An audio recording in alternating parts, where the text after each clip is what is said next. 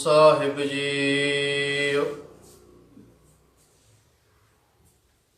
एक ओंकार सतनाम करता पुरख निर्भव निर्वैर अकाल मूरत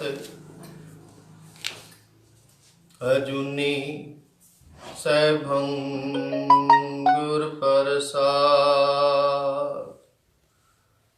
बाणी गुरु गुरु है बाणी विच बाणी अमृत सारे। गुर बाणी कह सेवक जन मानै परतख गुरु निस्तारे।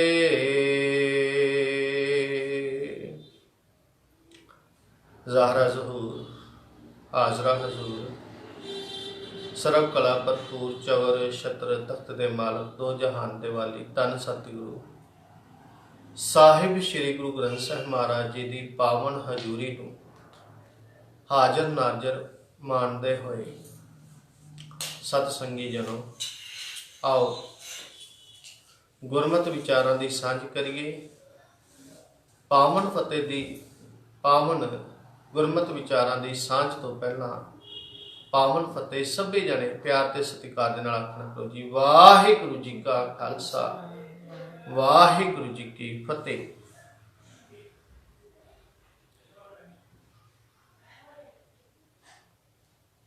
गुरु साहब जी का हुक्म है, हुक्म अंदर सब को बाहर हुक्म ना कोई।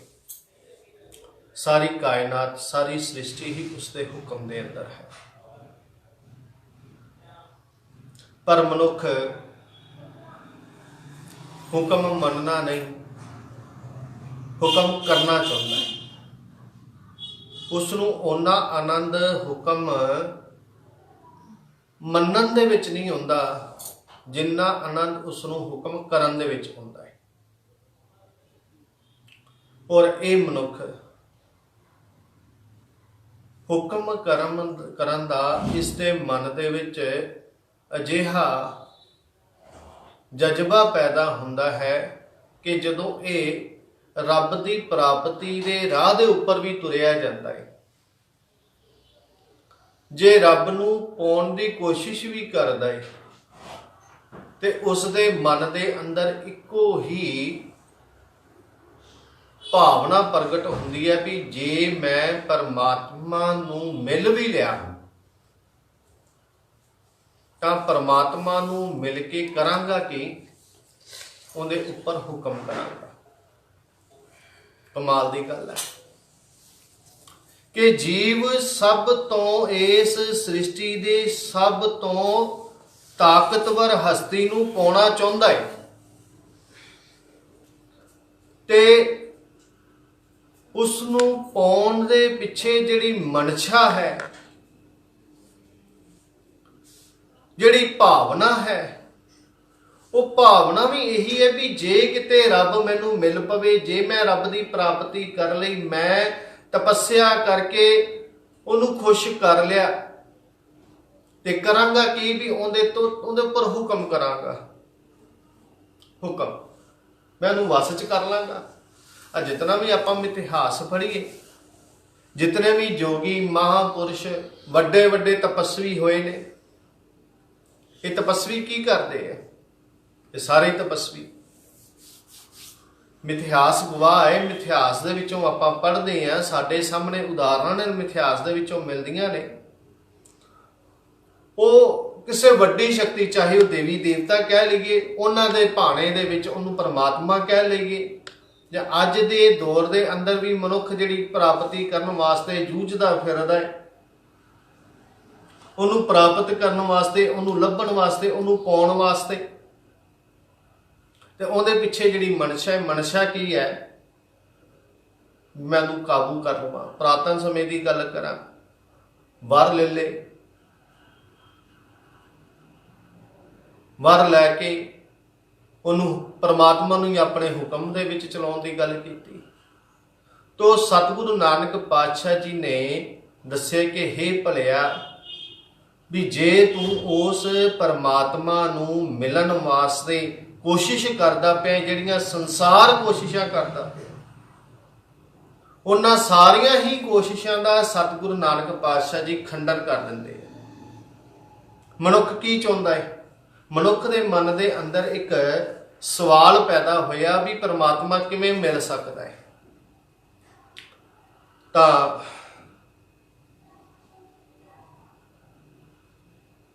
ਧਰਮ ਗ੍ਰੰਥ ਪੜ੍ਹੇ, ਸੁਣਿਆ, ਸਮਝਿਆ ਕਿ ਪਰਮਾਤਮਾ ਬੜਾ ਪਾਕ ਹੈ, ਬੜਾ ਪਵਿੱਤਰ ਹੈ, ਬੜਾ ਸੁੱਚਾ ਹੈ, ਤੇ ਕੀ ਕਰੇ, ਮੈਂ ਵੀ ਸੁੱਚਾ ਹੋ ਜਾਵਾਂ।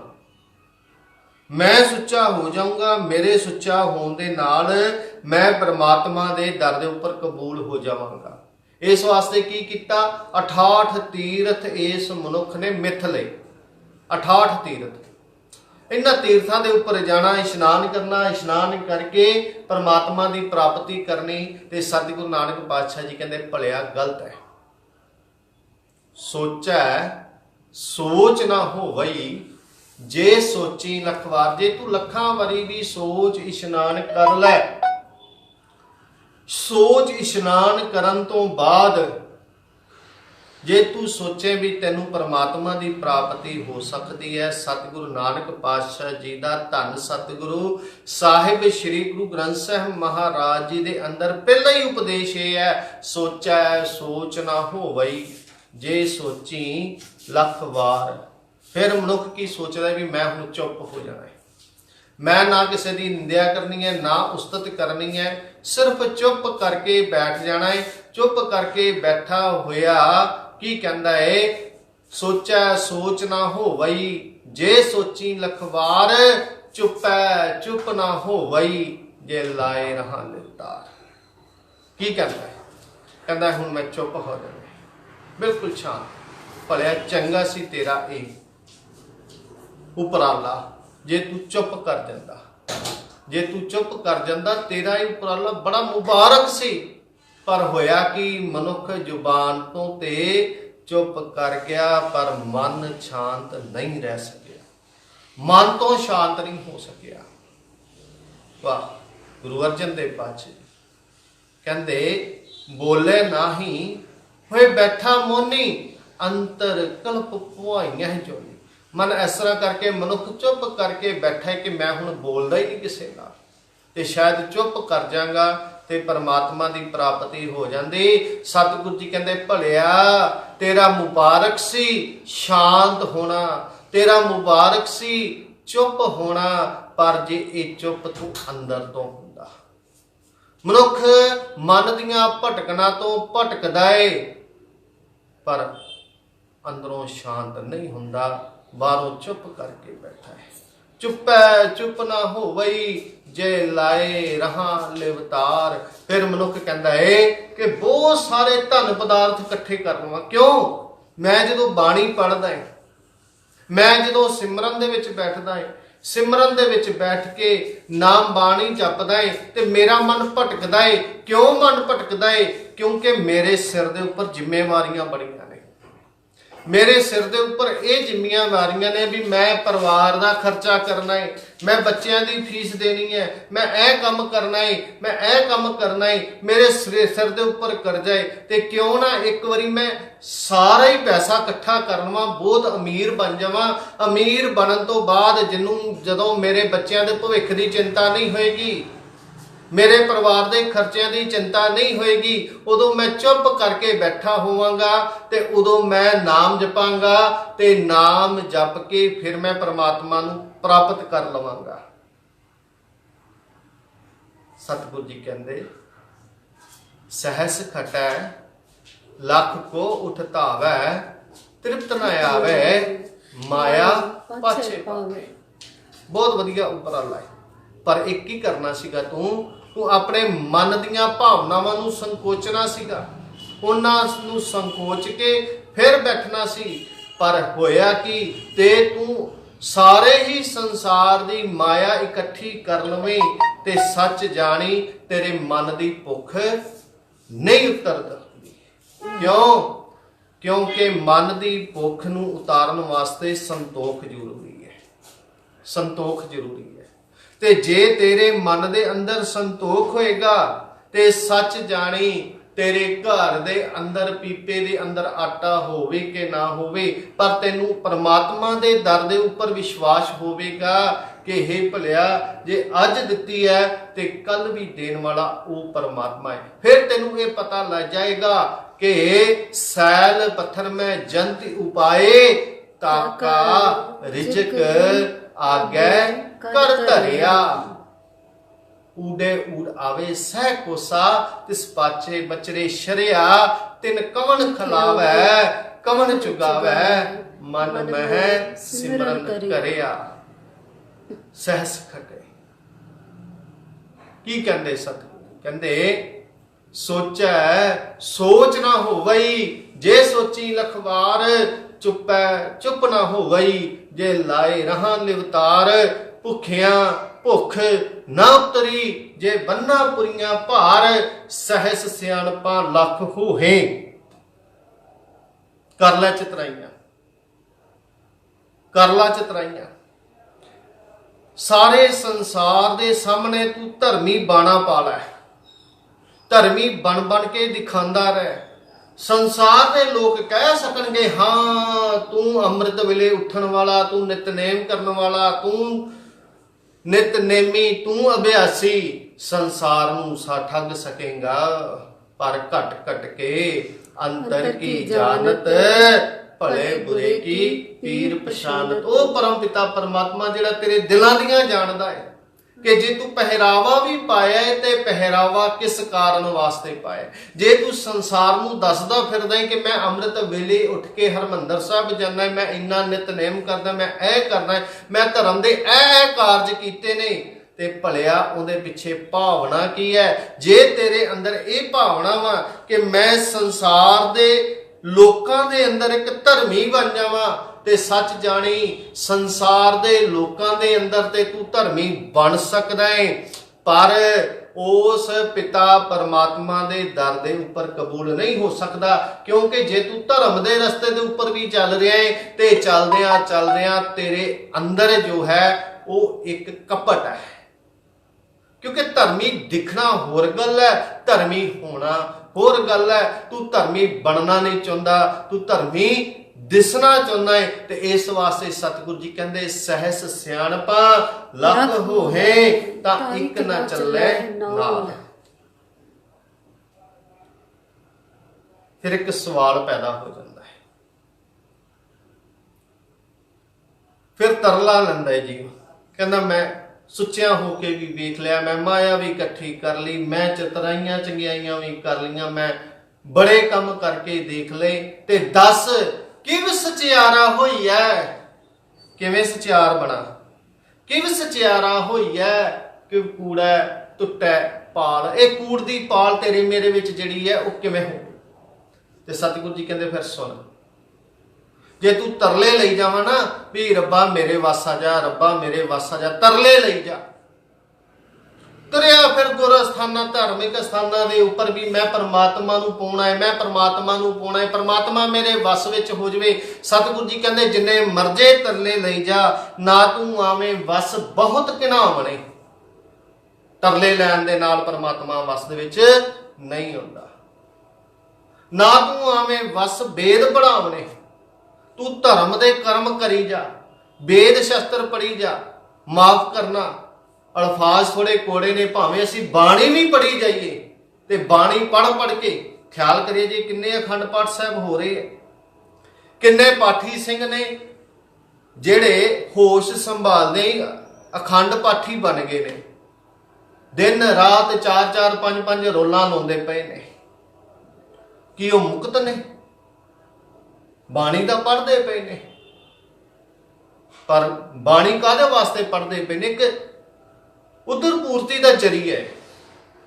ਤੇ ਜੇ ਅਸੀਂ ਉਦਰ ਪੂਰਤੀ ਦੇ ਜਰੀਏ ਵਾਸਤੇ ਬਾਣੀ ਪੜ੍ਹੀ ਜਾਈਏ, ਜੋ ਮਰਜ਼ੀ ਕਰੀ ਜਾਈਏ, ਜਾਂ ਦੂਸਰਿਆਂ ਦੇ ਉੱਪਰ ਪ੍ਰਭਾਵ ਪਾਉਣ ਵਾਸਤੇ ਅਸੀਂ ਬਾਣੀ ਪੜ੍ਹੀ ਜਾਈਏ ਤੇ ਸਤਿਗੁਰੂ ਜੀ ਦੇ ਬਚਨ ਨੇ, ਨਾ ਤੂੰ ਆਵੇਂ ਵਸ ਵੇਦ ਪੜ੍ਹਾਵਣੇ।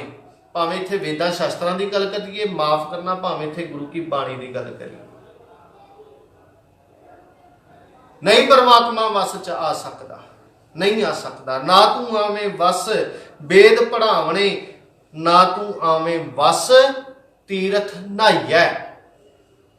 ਤੀਰਥਾਂ ਦੇ ਉੱਪਰ ਇਸ਼ਨਾਨ ਕਰ ਲਈ, ਵੀ ਮੈਂ ਅੱਜ ਇੱਥੇ ਇਸ਼ਨਾਨ ਕੀਤਾ, ਮੈਂ ਉੱਥੇ ਇਸ਼ਨਾਨ ਕੀਤਾ, ਮੈਂ ਇਸ ਜਗ੍ਹਾ ਦੇ ਉੱਪਰ ਇਸ਼ਨਾਨ ਕੀਤਾ, ਤੇ ਇਸ਼ਨਾਨ ਕਰਨ ਦੇ ਨਾਲ ਮੈਂ ਪਵਿੱਤਰ ਹੋ ਗਿਆ,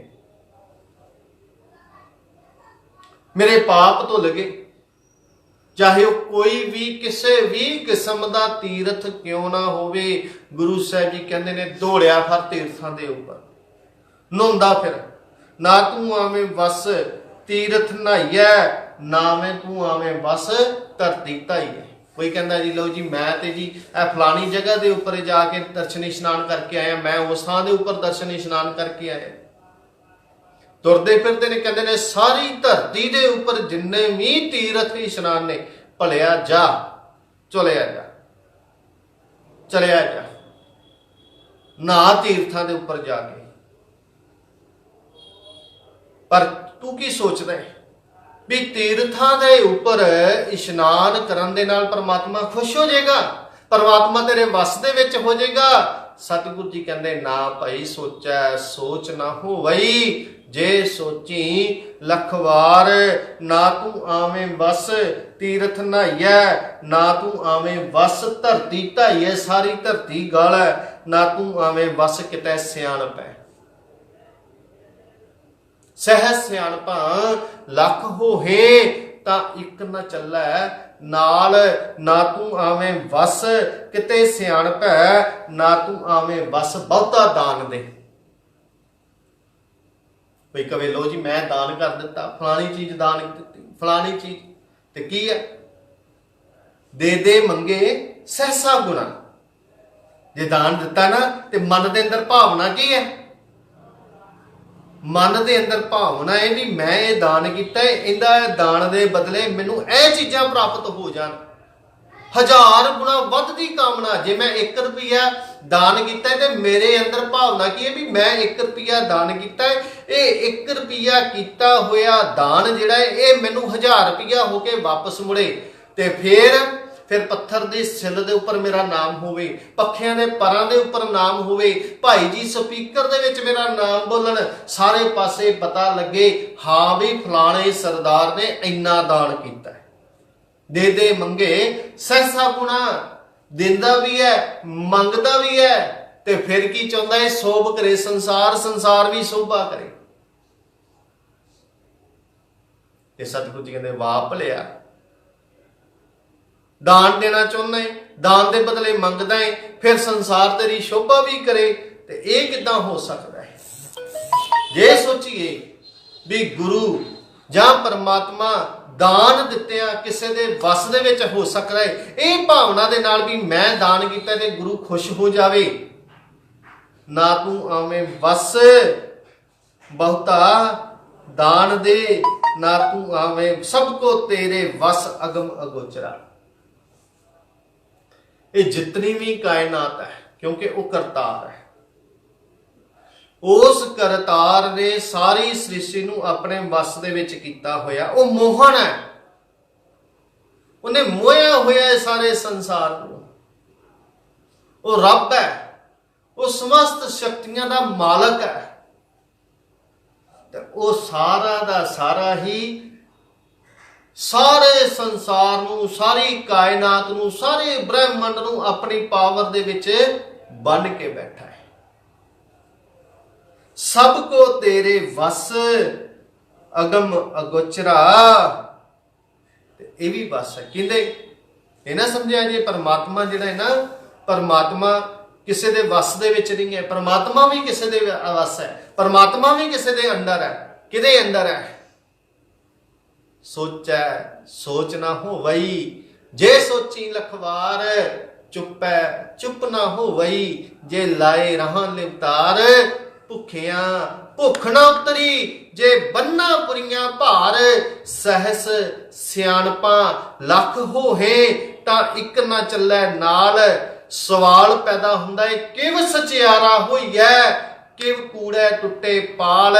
ਸਤਿਗੁਰੂ ਜੀ ਕਹਿੰਦੇ ਭਲਿਆ ਪਰਮਾਤਮਾ ਨੂੰ ਪਾਉਣਾ ਚਾਹੁੰਦਾ ਹੈ, ਪਰਮਾਤਮਾ ਦੇ ਨਾਲ ਇੱਕਮਿਕ ਹੋਣਾ ਚਾਹੁੰਦਾ ਹੈ, ਤੇ ਉਹਦਾ ਇੱਕੋ ਇੱਕ ਤਰੀਕਾ ਕਿਹੜਾ? ਹੁਕਮ ਰਜ਼ਾਈ ਚੱਲਣਾ, ਨਾਨਕ ਲਿਖਿਆ ਨਾਲ। ਜਿਹੜਾ ਉਹਦੇ ਹੁਕਮ ਦੇ ਵਿੱਚ ਆ ਗਿਆ, ਜਿਸ ਨੇ ਉਸ ਪਰਮਾਤਮਾ ਦੇ ਸਿਸਟਮ ਨੂੰ ਸਮਝ ਲਿਆ, ਜਦੋਂ ਉਹਦੇ ਹੁਕਮ ਨੂੰ ਬੁੱਝ ਲਿਆ, ਤੇ ਫਿਰ ਕੀ ਹੋਇਆ? ਨਾਨਕ ਹੁਕਮੇ ਜੇ ਬੁਝੈ, ਤਾਂ ਹਉਮੈ ਕਹੇ ਨਾ ਕੋਏ। ਹਉਮੈ ਬੂਝੇ ਤਾਂ ਦਰ ਸੂਝੇ, ਗਿਆਨ ਵਿਹੂਣਾ ਕਥ ਕਥ ਲੂਝੇ। ਇਹ ਦੋਨੋਂ ਚੀਜ਼ਾਂ ਨੇ, ਖਿਆਲ ਕਰਿਆ ਜੀ। ਇੱਕ ਹੈ ਹੁਕਮ ਤੇ ਇੱਕ ਹੈ ਹਉਮੈ। ਹਉਮੈ ਨਾਵੇਂ ਨਾਲ ਵਿਰੋਧ ਹੈ। ਹੁਣ ਜਿੰਨੀ ਦੇਰ ਤੱਕ ਮਨੁੱਖ ਹੁਕਮ ਨਹੀਂ ਬੁੱਝਦਾ, ਉਨੀ ਦੇਰ ਤੱਕ ਉਹਨੂੰ ਹਉਮੈ ਦੀ ਸਮਝ ਨਹੀਂ ਪੈਂਦੀ। ਜਦੋਂ ਉਹ ਹਉਮੈ ਨੂੰ ਸਮਝ ਲੈਂਦਾ ਏ, ਤੇ ਸੱਚ ਜਾਣਿਓ ਉਹ ਹੁਕਮ ਦੇ ਅੰਦਰ ਚੱਲਣ ਵਾਸਤੇ ਤਿਆਰ ਹੋ ਜਾਂਦਾ ਹੈ। ਗੱਲ ਇੱਕ ਵਾਰੀ ਸਮਝੇ, ਨੁਕਤਾ ਫਿਰ ਮੈਂ ਦੁਬਾਰਾ ਤੁਹਾਡੇ ਨਾਲ ਸ਼ੇਅਰ ਕਰਾਂ।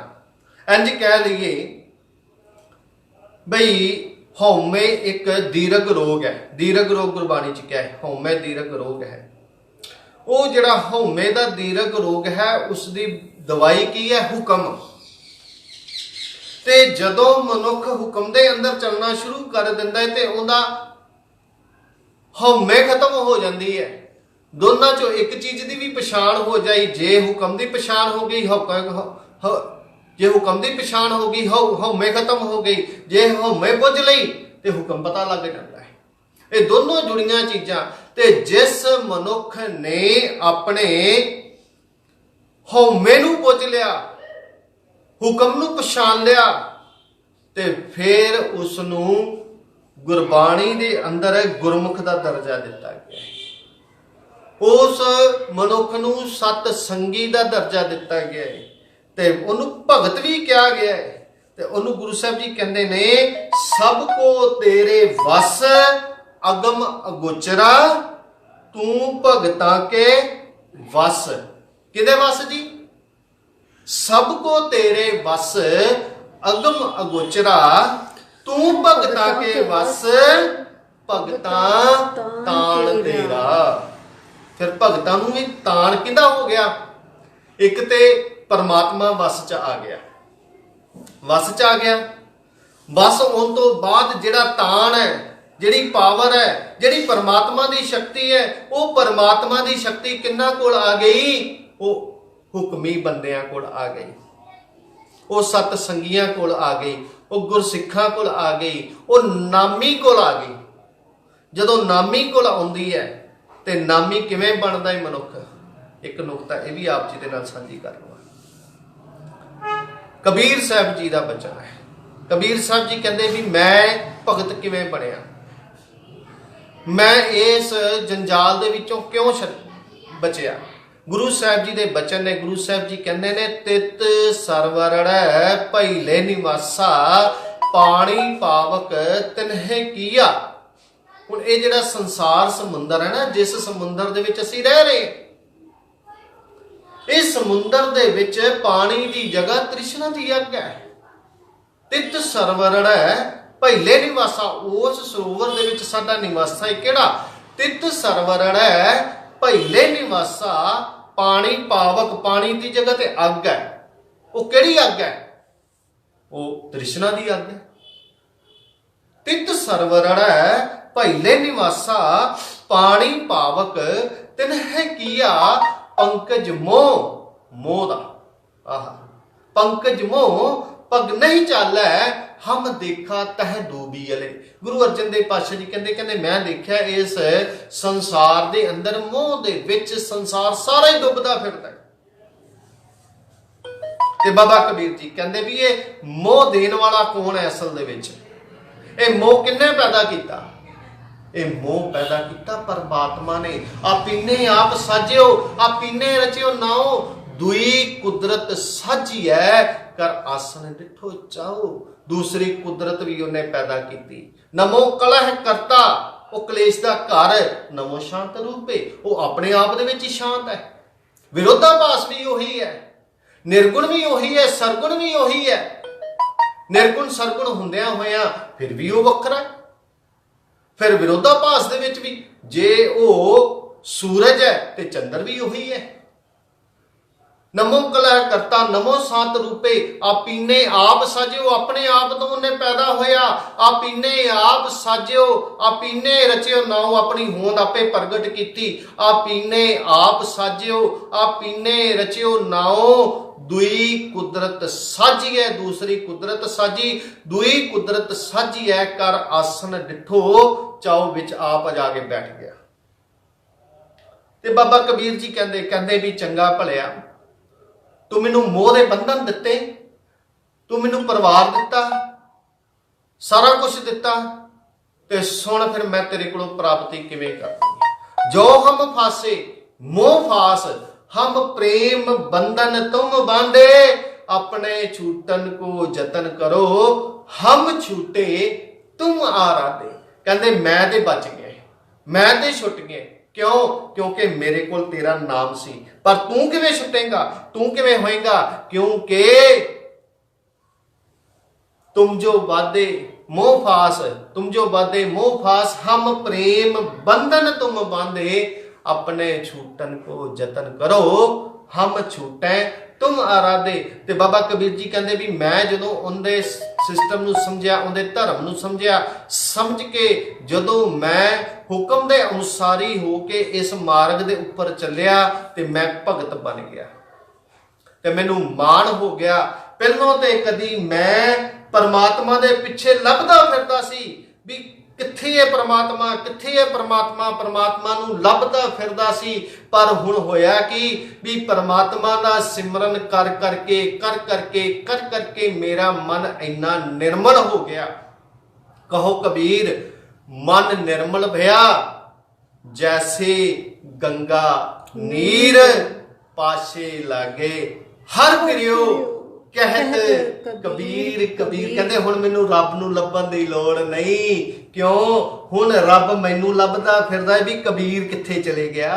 कबीर दे मगर मगर परमात्मा भजदा फिरदा है। ते सच जाणियो गुरु साहिब जी की कहंदे ने, कहंदे ने भलिया परमात्मा तेरे तो वख नहीं है, परमात्मा तेरे कोल है। हर हर जन दो एक है, हर हर जन दो एक है, बिब विचार किशनाई कोई दूसरी विचार है नहीं।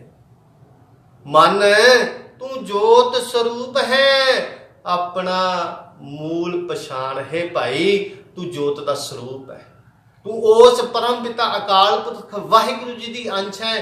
अपने आप नूं पछाण, ते जे असीं अपने आप नूं पछाण लिया ते सच जाणियो बाबा फरीद जी कहंदे ने आप सवार है, मैं मिलिया सुख होए फरीदा, जे तू मेरा होए रहे, सब जग तेरा होए। जे तू मेरा होए रहे, सब जग तेरा होए। तो गुरु प्यारी सत्संगत जी आओ, गुरु किरपा करे, गुरु बख्शिश करे, इहो जिहा साडा मन बन जावे, जिस मन दे निर्मल मन दे विचों उस प्रभु पिता परमात्मा दे दर्शन होण। क्योंकि जदों सिख अरदास करदा है ना, ते अरदास करन लग्या प्रथमे सरबत खालसा जी की अरदास है जी। सरबत खालसा जी को वाहिगुरु वाहिगुरु वाहिगुरु चित्ते आवे।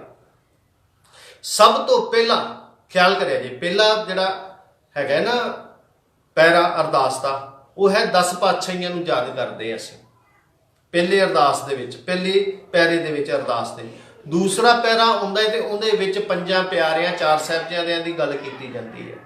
तीसरा पैरा आउंदा है ते उदों 5 तख्त साहिबानां दी गल कीती जांदी है, सरबत गुरुद्वारियां दी गल कीती जांदी है। पर हुण सिख सब तो पहला कुछ मंगण लगा है, अरदास दे विच अजे तक कुछ मंगिया नहीं है। ਸਭ ਤੋਂ ਪਹਿਲੀ ਭਾਵਨਾ ਜਿਹੜੀ ਹੈ ਸਿੱਖ ਦੀ, ਜਦੋਂ ਸਿੱਖ ਅਰਦਾਸ ਕਰਦਾ ਹੈ ਤੇ ਸਭ ਤੋਂ ਪਹਿਲਾਂ ਕੀ ਮੰਗਦਾ ਹੈ? ਕਹਿੰਦਾ ਹੈ ਪ੍ਰਥਮੇ, ਸਭ ਤੋਂ ਪਹਿਲਾਂ। ਪ੍ਰਥਮੇ ਮਤਲਬ ਸਭ ਤੋਂ ਪਹਿਲਾਂ। ਪ੍ਰਥਮੇ ਸਰਬੱਤ ਖਾਲਸਾ ਜੀ ਕੀ ਅਰਦਾਸ ਹੈ ਜੀ, ਸਾਰੇ ਖਾਲਸੇ ਦੀ ਅਰਦਾਸ ਹੈ। ਕਿਹੜੀ? ਪ੍ਰਥਮੇ ਸਰਬੱਤ ਖਾਲਸਾ ਜੀ ਕੀ ਅਰਦਾਸ ਹੈ ਜੀ, ਸਰਬੱਤ ਖਾਲਸਾ ਜੀ ਕੋ ਵਾਹਿਗੁਰੂ ਵਾਹਿਗੁਰੂ ਵਾਹਿਗੁਰੂ ਚਿੱਤੇ ਆਵੇ। 3 ਵਾਰੀ ਕਿਹਾ ਹੈ। ਕਿਉਂ ਕਿਹਾ ਹੈ? ਸਿੱਖ ਦੇ ਮਨ ਦੇ ਵਿੱਚ ਵਾਹਿਗੁਰੂ ਹੋਵੇ, ਸਿੱਖ ਦੇ ਮਨ, ਬਚ, ਕਰਮ, ਬਚਨਾਂ ਦੇ ਵਿੱਚ ਵੀ ਵਾਹਿਗੁਰੂ ਹੋਵੇ ਤੇ ਸਿੱਖ ਦੇ ਕਰਮਾਂ ਦੇ ਵਿੱਚ ਵੀ ਵਾਹਿਗੁਰੂ ਹੋਵੇ। ਇਹ ਨਾ ਹੋਵੇ ਕਿ ਮਨ ਦੇ ਅੰਦਰ ਕੁਝ ਹੋਰ ਹੈ ਤੇ ਸਿਰਫ ਵਾਹਿਗੁਰੂ ਵਾਹਿਗੁਰੂ ਮੂੰਹ ਤੇ ਕਰ ਰਿਹਾ ਹੈ ਤੇ ਕਰਮ ਉਹਦੇ ਵਾਹਿਗੁਰੂ ਦੇ ਸੁਭਾਅ ਦੇ ਨਾਲ ਜੁੜਦੇ ਨਹੀਂ ਹੈ। ਤੇ ਜਦੋਂ ਇਹ ਸਾਡੇ ਮਨ, ਬਚ, ਕਰਮ ਦੇ ਵਿੱਚੋਂ ਵਾਹਿਗੁਰੂ ਵਾਹਿਗੁਰੂ ਵਾਹਿਗੁਰੂ ਸੰਸਾਰ ਦੇ ਲੋਕਾਂ ਨੂੰ ਨਜ਼ਰ ਆਉਣਾ ਸ਼ੁਰੂ ਹੋ ਗਿਆ ਤੇ ਸੱਚ ਜਾਣਿਓ ਉਸ ਦਿਨ ਕੀ ਹੋ ਜਾਏਗਾ? ਅਸੀਂ ਹੁਕਮ ਨੂੰ ਪਛਾਣ ਲਵਾਂਗੇ ਤੇ ਜਿਸ ਦਿਨ ਹੁਕਮ ਨੂੰ ਪਛਾਣ ਲਿਆ ਤੇ ਸਤਿਗੁਰੂ ਜੀ ਕਹਿੰਦੇ ਨੇ ਕਿਵ ਸਚਿਆਰਾ ਹੋਈਐ, ਕਿਵ ਕੂੜੈ ਟੁੱਟੈ ਪਾਲ, ਹੁਕਮ ਰਜਾਈ ਚੱਲਣਾ। ਹੁਕਮ ਦੀ ਰਜਾ ਦੇ ਵਿੱਚ ਚੱਲ ਕੇ ਹੁਕਮ ਰਜਾਈ ਚੱਲਣਾ। ਨਾਨਕ ਲਿਖਿਆ ਨਾਲ, ਨਾ ਤੂੰ ਆਵੇਂ ਵਸ ਕਿਤੇ ਸਿਆਣਪੈ, ਸਭ ਕੋ ਤੇਰੇ ਵਸ ਅਗਮ ਅਗੋਚਰਾ, ਤੂੰ ਭਗਤਾਂ ਕੇ ਵਸ ਭਗਤਾਂ ਤਾਣ ਤੇਰਾ। ਇਹੋ ਜੀ ਕਿਰਪਾ ਹੋ ਜਾਵੇ, ਇਹੋ ਜੀ ਬਖਸ਼ਿਸ਼ ਹੋ ਜਾਵੇ। ਗੁਰੂ ਸਾਹਿਬ ਜੀ ਕਿਰਪਾ ਕਰਨ, ਮਿਹਰ ਕਰਨ। ਆਓ ਅੱਜ ਸਮਾਂ ਮਿਲਿਆ ਹੈ ਲੋਕਡਾਊਨ ਦੇ ਵਿੱਚ, ਸਾਡੇ ਕੋਲ ਵੱਧ ਤੋਂ ਵੱਧ ਅਸੀਂ ਆਪਣੇ ਗੁਣਾਂ ਨੂੰ ਪਛਾਣੀਏ, ਪਰਮਾਤਮਾ ਨੂੰ ਪਛਾਣ ਕੇ ਆਪਣੇ ਅੰਦਰ ਨਵੇਂ ਗੁਣ ਪੈਦਾ ਕਰੀਏ। ਜਦੋਂ ਇਹ ਲੋਕਡਾਊਨ ਖੁੱਲੇ, ਇੱਕ ਨਵੀਂ ਦੁਨੀਆ ਹੋਵੇ ਸਾਡੇ ਵਾਸਤੇ, ਤਾਂ ਹੀ ਸਾਡਾ ਇਹ ਸਤਸੰਗ ਘੜੀਆਂ ਦਾ ਸਮਾਗਮ ਜਿਹੜਾ ਹੈ ਇਹ ਸਫਲਾ ਹੋ ਸਕਦਾ ਹੈ। ਆਪ ਜੀ ਦੇ ਨਾਲ ਵਿਚਾਰਾਂ ਕਰਦੇ ਆ, ਗੁਰਮਤਿ ਦੀ ਸਾਂਝ ਕਰਦੇ ਆ, ਅਣਗਿਣਤ ਪ੍ਰਕਾਰ ਦੀਆਂ ਭੁੱਲਾਂ ਚੁੱਕਾਂ ਕਰ ਗਿਆ ਹੋਵਾਂਗਾ। ਅਣਜਾਣ ਜਿਹਾ ਬੱਚਾ ਸਮਝ ਕੇ ਖਿਮਾ ਕਰ ਦੇਣੀ। ਫਤਿਹ ਬੋਲੋ ਜੀ। ਵਾਹਿਗੁਰੂ ਜੀ ਕਾ ਖਾਲਸਾ, ਵਾਹਿਗੁਰੂ ਜੀ ਕੀ